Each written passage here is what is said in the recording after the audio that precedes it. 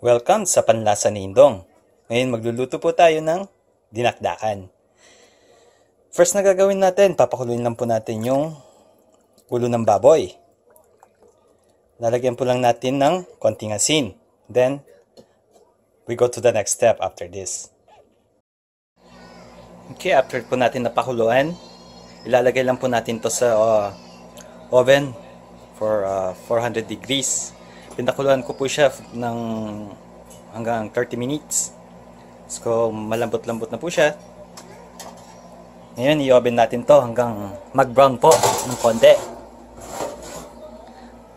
Kailangan po natin i-check palagi. Okay. Pag nakita nyo po medyo brown-brown po siya, baliktarin lang po natin. Tapos ilalagay ulit natin sa oven. Oven po yung gamit ko dahil nakatira lang po ako sa apartment. Kaya lahat ng klaseng pagluluto pwedeng gawin ng paraan.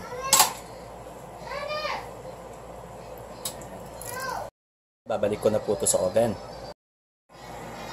Okay, ito na po yung ating ulo ng baboy. Luto na po siya. Now, yung ingredients po na kailangan natin: sibuyas, black pepper, mayonnaise, pwede rin po kayong gumamit ng utak ng baboy, at saka salt. And syempre, kailangan din po natin ng lemon. Next step na gagawin po natin, hihiwain lang po natin to na maliliit. Ayan po.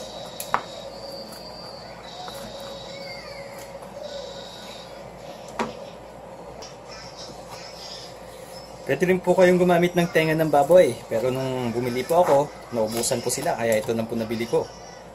So, pasensyahan. Next time na lang. Next step na gagawin natin, lalagay na po natin lahat ng mga ingredients. Saan po sa sibuyas.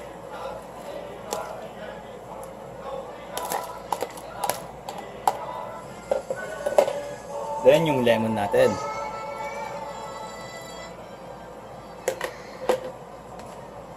And salt. Tansyahin nyo lang po kung gaano kaalat.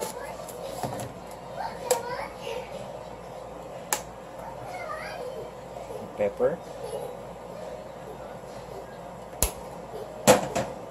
And yung mayonnaise natin.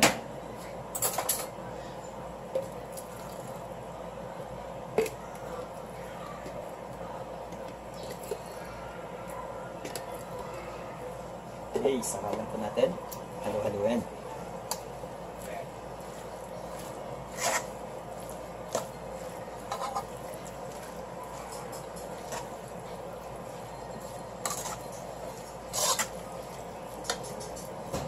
Okay, tapos na po natin haluin. Ready to serve na po. Sa mga ibang ingredients na gusto nyo po malaman, pumunta lang po kayo sa Panlasa ni Indong. Ito na po yung ating dinakdakan.